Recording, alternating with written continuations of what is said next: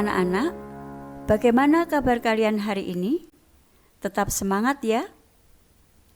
Hari ini Bu Rita akan mengajak kalian untuk belajar menentukan gagasan pokok dan gagasan pendukung suatu teks.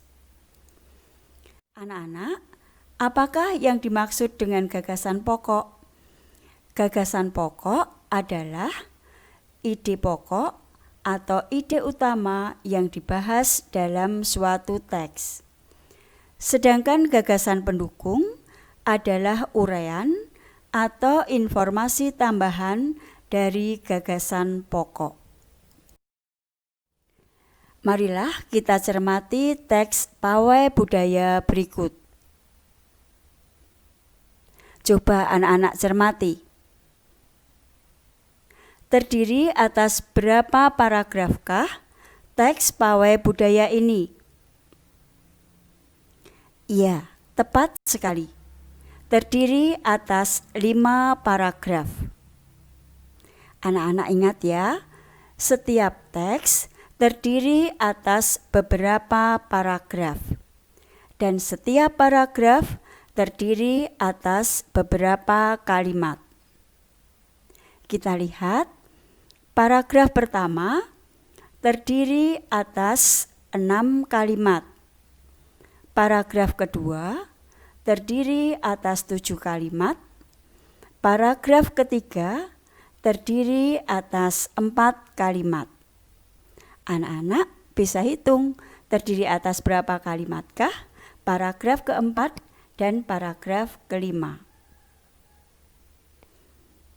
Anak-anak, sekarang kita akan mencermati setiap paragraf dari teks pawai budaya ini. Kita akan belajar menentukan gagasan pokok dan gagasan pendukung setiap paragraf dari teks pawai budaya ini. Paragraf pertama. Kalimat pertama berbunyi, pawai budaya sangat menarik bagi warga kampung Babakan. Pawai ini selalu menampilkan keragaman budaya Indonesia. Nah, anak-anak, kalimat kedua ini merupakan penjelasan dari kalimat pertama. Mengapa pawai budaya sangat menarik bagi warga kampung Babakan? Karena pawai ini selalu menampilkan keragaman budaya Indonesia.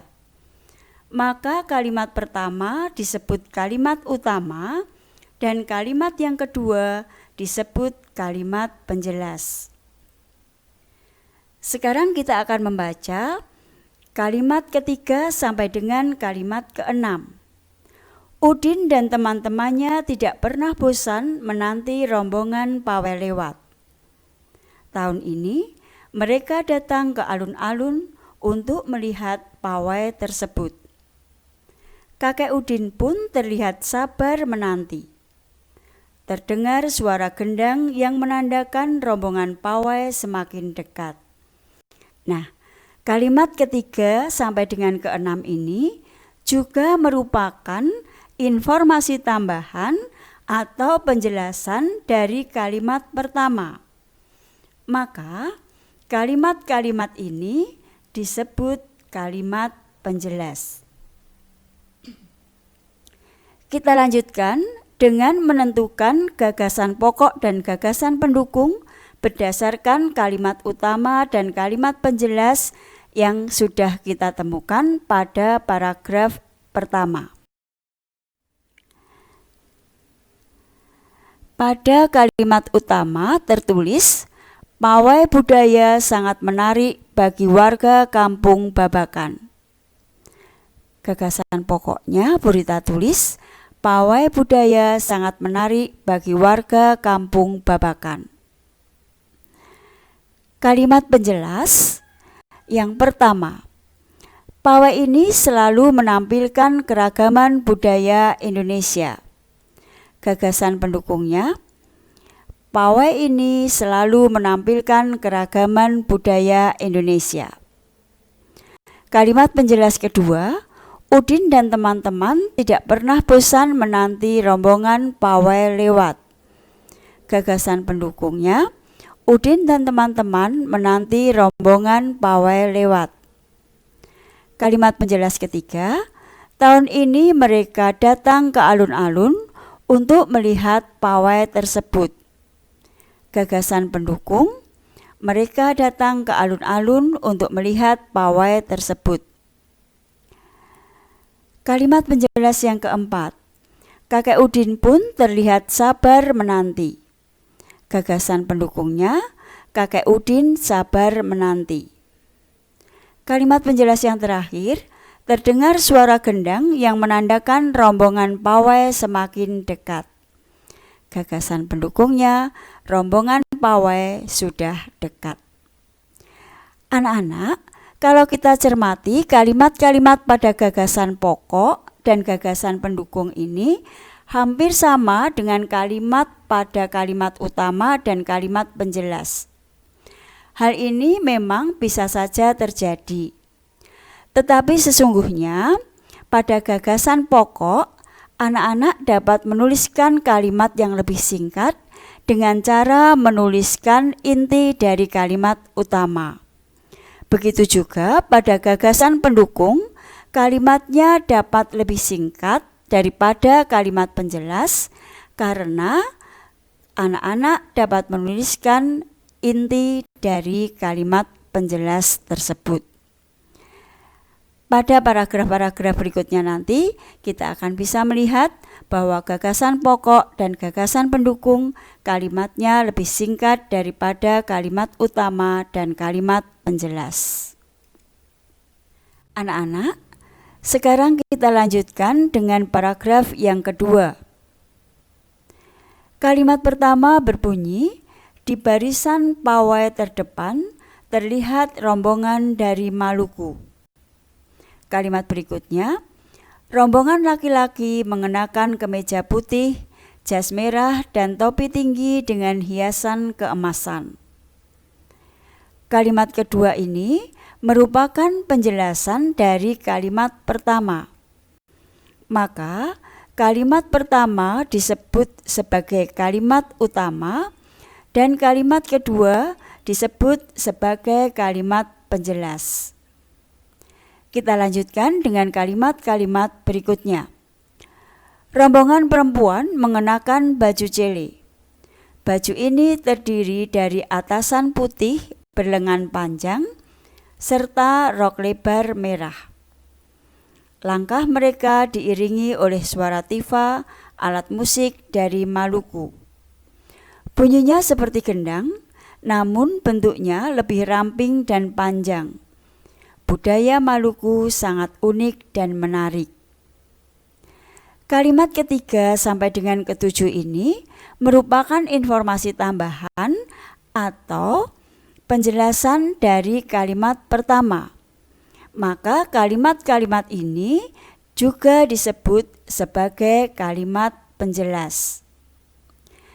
Kita lanjutkan dengan menentukan gagasan pokok dan gagasan pendukung berdasarkan kalimat utama dan kalimat penjelas yang sudah kita temukan pada paragraf kedua. Pada kalimat utama tertulis, di barisan pawai terdepan terlihat rombongan dari Maluku. Gagasan pokoknya rombongan dari Maluku. Kalimat penjelas pertama, rombongan laki-laki mengenakan kemeja putih, jas merah, dan topi tinggi dengan hiasan keemasan. Gagasan pendukung, pakaian adat laki-laki dari Maluku. Kalimat penjelas yang kedua, rombongan perempuan mengenakan baju cele. Gagasan pendukung, nama baju adat perempuan Maluku. Kalimat penjelas ketiga, baju ini terdiri dari atasan putih berlengan panjang serta rok lebar merah. Gagasan pendukung, bentuk atau model baju cele. Kalimat penjelas keempat, langkah mereka diiringi oleh suara tifa, alat musik dari Maluku. Gagasan pendukungnya, alat musik tradisional Maluku. Kalimat penjelas yang kelima, bunyinya seperti gendang, namun bentuknya lebih ramping dan panjang. Gagasan pendukung, bentuk tifa alat musik tradisional Maluku. Kalimat penjelas yang keenam, budaya Maluku sangat unik dan menarik. Gagasan pendukungnya, budaya Maluku sangat unik. Nah, anak-anak, sekarang kita akan melihat bagaimana jika gagasan pokok dan gagasan pendukung ini tidak ditulis dalam bentuk tabel. Gagasan pokok, rombongan dari Maluku. Gagasan pendukung, pertama, pakaian adat laki-laki dari Maluku. 2. Pakaian adat perempuan dari Maluku. Ketiga, bentuk atau model baju cele. Keempat, alat musik tradisional dari Maluku. 5. Bentuk tifa. Dan yang keenam, budaya Maluku unik dan menarik. Kita lanjutkan dengan paragraf yang ketiga.